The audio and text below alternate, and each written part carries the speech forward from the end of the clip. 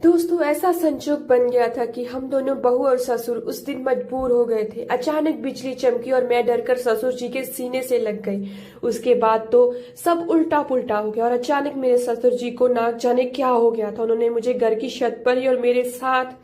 Hello दोस्तों, आज मैं आपको अपनी स्टोरी सुना रही हूँ। मैं उम्मीद करती हूँ कि ये कहानी सभी लोगों को जरूर पसंद आएगी। मेरा नाम शीतल है और मेरा पति का नाम कमल था और वो बीएसएफ जम्मू में कश्मीर के पुंछ जिले में तैनात थे। मैं हमेशा अपने पति की सलामती को लेकर परेशान रहती थी। फिर एक दिन पाकिस्तान की सेना ने सीज फायर का उल्लंघन कर दिया। उस तरफ से भारी गोलाबारी होने लगी और मेरे पति उसमें शहीद हो गए थे। अब मेरी ससुराल में सिर्फ मेरे ससुर और मैं ही बची थी। मेरे पति की मौत का सदमा मुझसे और ससुर जी से दोनों को पहुंचा हुआ था।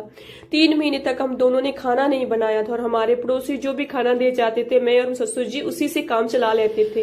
घर सब तरफ सिर्फ और सिर्फ सन्नाटा ही रहता था। 6 महीने बाद हम लोग नॉर्मल हुए। बेटी शीतल, अभी तुम जवान हो, खूबसूरत है, तेरे सामने पूरी जिंदगी पड़ी है, तो किसी लड़के से शादी कर ले।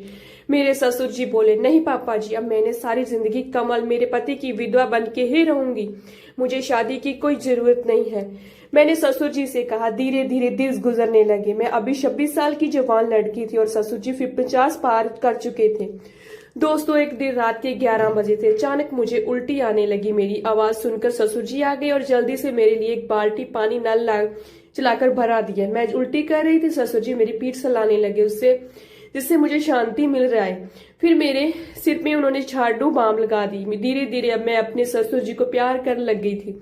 जब वो मेरे कमरे से जाने लगे तो पता नहीं कैसे मेरा एक कंगन उनकी शर्ट में फंस गया। ससुर जी निकालने लगे तो मैंने उनको रोकने को कहा। ये क्या बहू, ससुर जी सहज भाव से बोले। पापा जी, इनके जाने के बाद से आपने मेरा बहुत ख्याल रखा है, इसके लिए थैंक्स। शायद मैं आपसे प्यार करने लगी हूँ। मैंने कह दिया, नहीं बेटी, ये गलत है, तुम मेरी बहू हो, बहू तो बेटी की तरह होती है। ससुर जी बोले और चले गए। सारी रात मैं सो नहीं सकी। अगले दिन जब मैं घर की छत पर गेहूं सुखा रही थी, अचानक कहीं से काले काले बादल आ गए। मुझे मजबूरन अपने ससुर जी को गेहूं उठाने के लिए बुलाना पड़ा।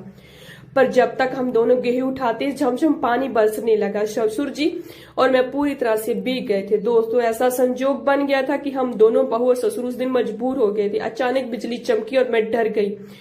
उसके बाद तो सब उल्टा पुल्टा हो गया। अचानक मेरे ससुर जी ना जाने क्या हो गया था, उन्हें ठंड लग गई थी, उनकी तबीयत खराब हो गई। फिर मैंने उनका ख्याल रखा। फिर उन्होंने कहा कि अब मेरी तबीयत ठीक नहीं रहती।